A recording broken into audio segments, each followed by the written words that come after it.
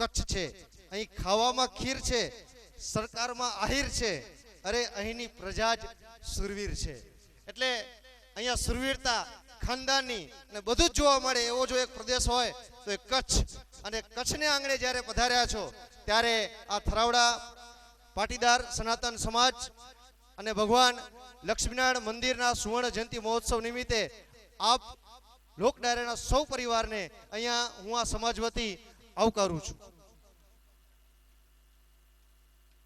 આ ભૂમિની મેં વખાણ તો કર્યા, પણ તમારું જો અમે અહીંયા સન્માન ન કરીએ તો અમે કદાચ નગુડા કહેવાઈએ. અને આપણી વચ્ચે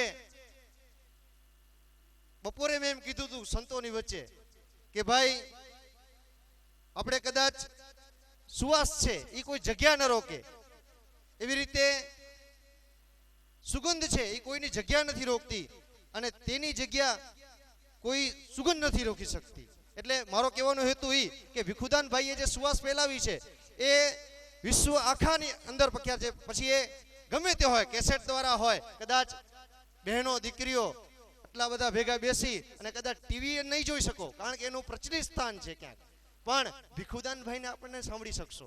એટલે આપ પધાર્યા છો એટલે અહીંયા આવકારું છું. આ આગમનનો દોર અને આવકારનો દોર ચાલુ કરું પહેલા ભીખુદાનભાઈ આપના વિશે અમારા ખ્વાબ સાહેબે મને સવારે પ્રસાદી રૂપે 2 પંક્તિ આપી છે અને તમારા વિશે એમ કેવું હોય તો એટલું જરૂર કહી શકાય કે જખમી સમજણને જીવત દાન આપે છે, ધર્મને ઈમાન પર ધ્યાન આપે છે, માન મેળવ્યા પહેલા મન આપે છે, એવા અનોખા દાન આ ભીખુદાનભાઈ આપે છે. મારો કહેવાનો હેતુ કે આપણે ભગવાને માં સરસ્વતીએ ખૂબ આપ્યું છે ત્યારે બીજો શેર તમારા માટે કહું તો બહુ કઠિન છે રીત ભાતને માણસાઈથી મઢવી, એને શક્ય બનાવે છે આપણા ભીખુદાનભાઈ ગઢવી. અહીંયા જ્યારે ભીખુદાનભાઈ ઉપસ્થિત છે ત્યારે અમારો સમાજ જો આપનું સન્માન ન કરે તો અમે કદાચ નગુડા કહેવાઈએ. એટલે આપણી વચ્ચે ગુજરાતના નહીં પણ વિશ્વના કદાચ લંડનમાં બેસી અને ક્યાંક ગયા હોઈએ અને હોટલ ઉપર એક સાથ સંભળાય એટલે આપણે બધા કોણ છે લોક ડાયરાના, તો આ તો ભીખુદાનભાઈ છે. એ જ્યારે વચ્ચે ઉપસ્થિત છે ત્યારે ભીખુદાનભાઈ ગઢવીના સન્માન માટે આ જ ગામના જુવાન એવા જયંતિભાઈ ભીમજીભાઈ દિવાણી જેઓ મંડળના પ્રમુખ છે અને હાલે સરપંચના હોદ્દા ઉપર આઉટ છે, ત્યારે હું વિનંતી કરીશ કે આપ આવો અને માનનીય ભીખુદાનભાઈ ગઢવીનું શાલ દ્વારા સન્માન કરો. શ્રી જયંતિલાલ ભીમજીભાઈ દિવાણી.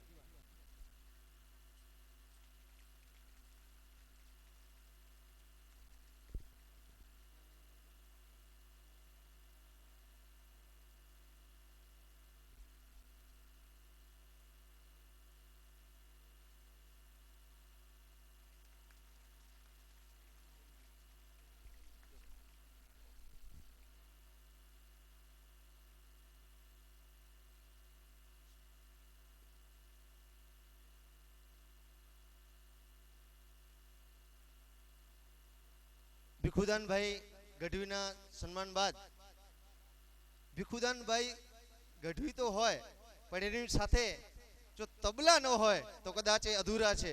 ત્યારે તબલાના માણીગર એવા સાગરદાનભાઈ ગઢવીના સન્માન માટે શાંતિલાલ અબજી દિવાણીની વિનંતી કરીશ કે આપ આવો અને અમારા સાગરદાનભાઈ ગઢવીનું સન્માન કરો.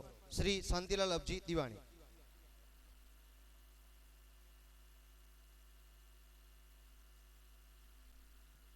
ત્યારબાદ આપણી વચ્ચે એવા તબલાના બીજા માણીગર શ્રી પ્રભુદાનભાઈ ગઢવી પણ ઉપસ્થિત છે, ત્યારે દિલીપભાઈ ભાવાણીને હું વિનંતી કરીશ કે આપ આવો અને પ્રભુદાનભાઈ ગઢવીનું શાલ ઓઢાડી અને આપ સન્માન કરો.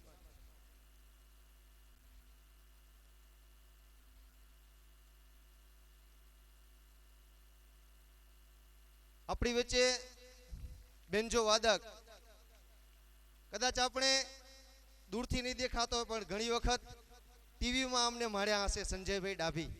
એવા સંજયભાઈ ડાભી ઉપસ્થિત છે, ત્યારે નરસિંહભાઈ વેલજીભાઈ પોકારની વિનંતી કરીશ કે આપ આવો અને સંજયભાઈ ડાભીનું શાલ ઓઢાડી અને સન્માન કરો. શ્રી સંજયભાઈ ડાભી.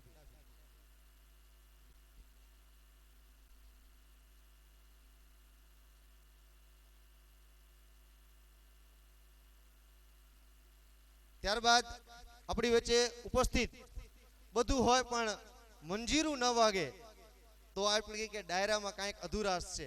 તો મંજીરાના માણીગર શ્રી મનોજભાઈ મકવાણા ઉપસ્થિત છે, ત્યારે છગનલાલ વીરજી છાભૈયાને વિનંતી કરીશ કે આપ મંજીરા વાદક મનોજભાઈ મકવાણાનું સાલો ઢાળી અને સન્માન કરો. શ્રી છગનભાઈ વીરજી છાભૈયા.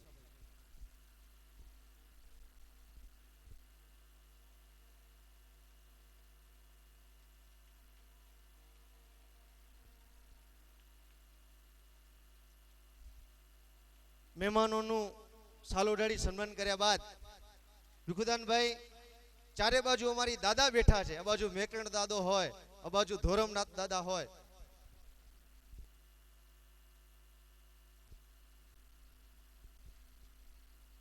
આપણી વચ્ચે ઉપસ્થિત એવા મંજીરા વાદક મહેશભાઈ ગઢવી પણ ઉપસ્થિત છે, ત્યારે લવજીભાઈ પ્રેમજીભાઈ ભવાણીને વિનંતી કરીશ કે આપ મહેશભાઈ ગઢવીનું સન્માન કરો.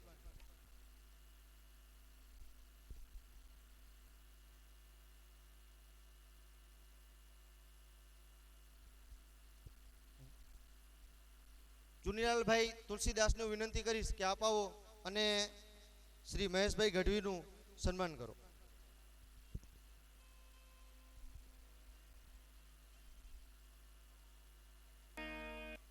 સન્માનના દોર બાદ ભીખુદાનભાઈ અમારા આ થરાવડા ગામની ચારે બાજુ જે દાદા બિરાજીત છે, આ બાજુ દાદો મેકરણ હોય, આ બાજુ દાદો ધોરમનાથ હોય, એ અમારી રક્ષા કરતા હોય, ત્યારે જેની દાદા રક્ષા કરતો હોય એ પુત્ર અને પૌપુત્રને મને લાગે છે ક્યાંય વાંધો આવે નહીં.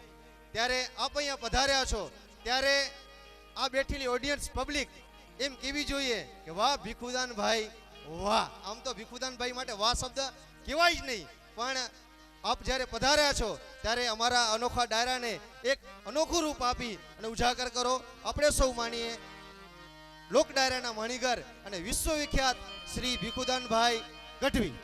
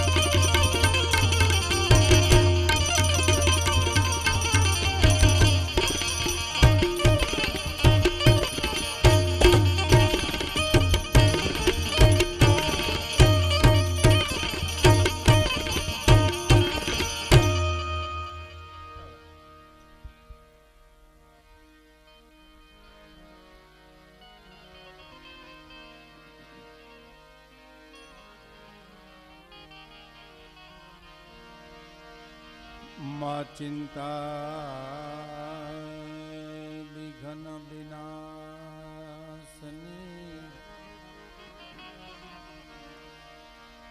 તું કમલાસની એ સકા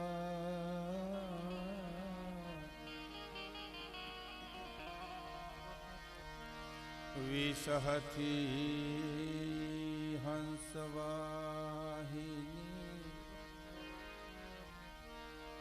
માતા દુર્ગા તું અમને દે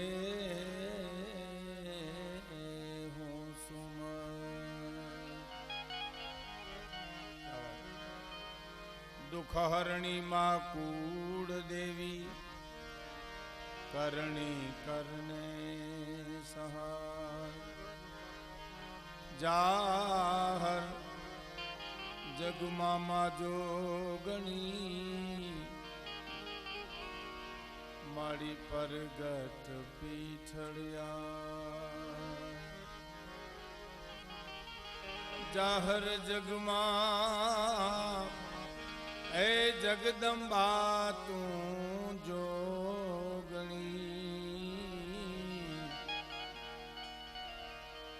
મારી પરગટ ઉમિયામાં ગુરુ બ્રહ્મા ગુરુ વિષ્ણુ ગુરુદેવ મહેશ્વરાય ગુરુ સાક્ષાત પરબ્રહ્મ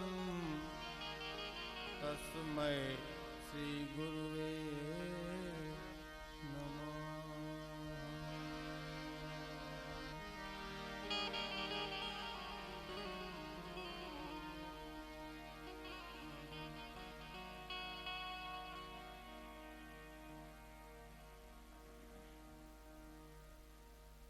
કચ્છની આ ધીંગી ધરતી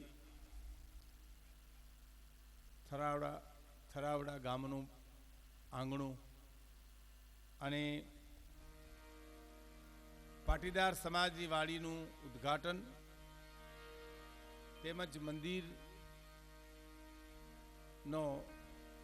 25 વર્ષ બરાબર 50 વર્ષ પૂર્ણ કર્યાનો આ ઉત્સવ એ નિમિત્તે આપણે સૌ મળ્યા છીએ. થોડું ઓલીમાં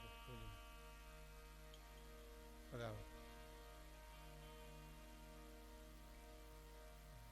ગામના આગેવાનોમાં આદરણીય શ્રીમાન જયંતિભાઈ સરપંચશ્રી, બહારથી વધારેલા નરસિંહભાઈ તથા અન્ય મહેમાનો, એડવોકેટ દિલીપભાઈ, એના મિત્ર મંડળ, અને જેનાથી હું આપની સમક્ષ આવી શકો છું, આપ સૌના દર્શન કરી શકો છું એવા જીનામ દાદા મંદિરના મહંત દિલીપ રાજા પરમ પૂજ્ય, અને આપ સુગ્ન શ્રોતાઓ અને અમારી માતાઓ, બહેનો અને દીકરીઓ, આપ જાણો છો આ કાર્યક્રમ લોક સાહિત્યનો છે. લોક ડાયરો નામ બહુ જૂનું છે અને એનું આમ જસ જાય છે અમારા કરણીદાનભાઈ ગઢવીના ફાળે. ભારાપર, આમ તો મોરજર ને ભારાપર કહેવાય, પણ મુંબઈમાં રહેતા હશે કચ્છી મિત્રોને ખબર હશે કે વર્ષો પહેલા ડાયરાનું ટાઇટલ જ કરણીદાનભાઈએ આપ્યું છે. આજથી હું તમને કહું 50 વર્ષ પહેલા. મંદિરને પણ 50 વર્ષ, આ ડાયરાના નામકરણને પણ 50 વર્ષ. લોક ડાયરો એટલે શું? તો કે સારા માણસની ડેલીએ ડાયા માણસો બધા ભેળા થાય અને પરસ્પર સંસ્કૃતિનું આહવાન થાય, એકબીજાની વાતની આપલે થાય. એક વાત કરે ડાય અને બીજા સાંભળે, અને બીજો કરે પછી બીજા સાંભળે, એને ડાયરો કે આપણે. અને એ ડેલીની અંદર હતો. એને અમારા કરણીદાનભાઈ ચોકમાં લઈ આવ્યા, ત્યાંથી મુંબઈના ચોકમાં લઈ આવ્યા, અને દેશ પરદેશમાં ડાયરો એને ખૂબ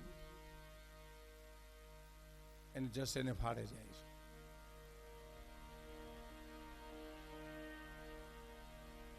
એટલે લોક સાહિત્યની વાતો, ડાયરો એટલે ડાય વાતો, સુખ દુઃખની વાતો, તડકા છાયાની વાતો જેને આપણે કહીએ ને, એનો કોઈ કરતા નથી, લોકોમાંથી આવેલું સાહિત્ય છે.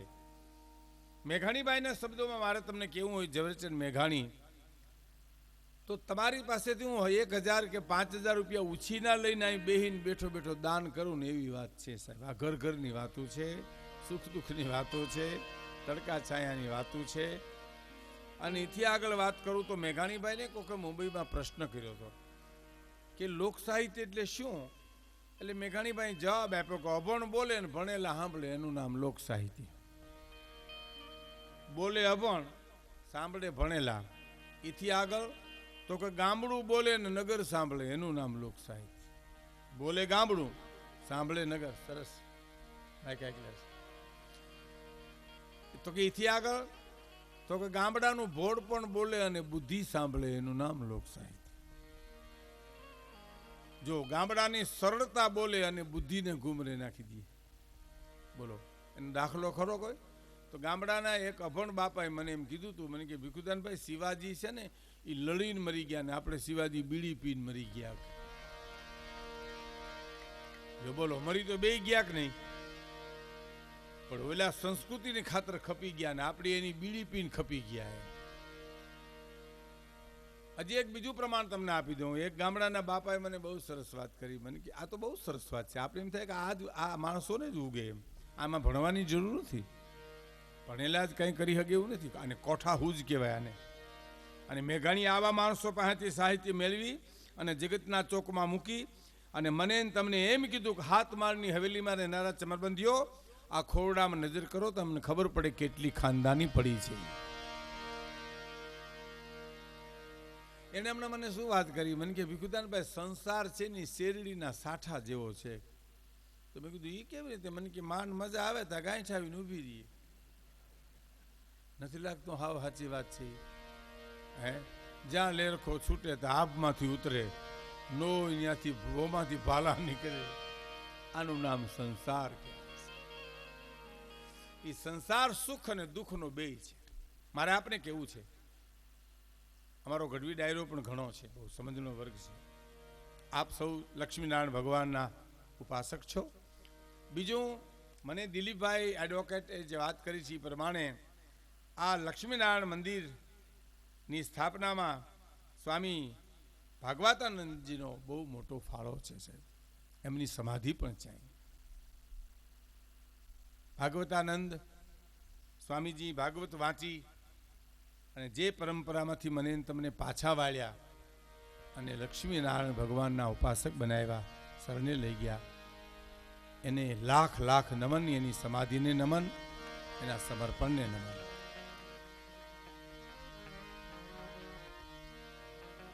એટલે લક્ષ્મીનારાયણ ભગવાન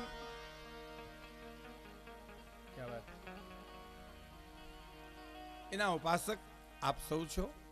અમારા મેં તમને કીધું એમ અમારો ગઢવી સમાજ, ચારણ સમાજ પણ છે, આપ પાટીદાર સમાજ છો, અન્ય વર્ગના મિત્રો પણ છે.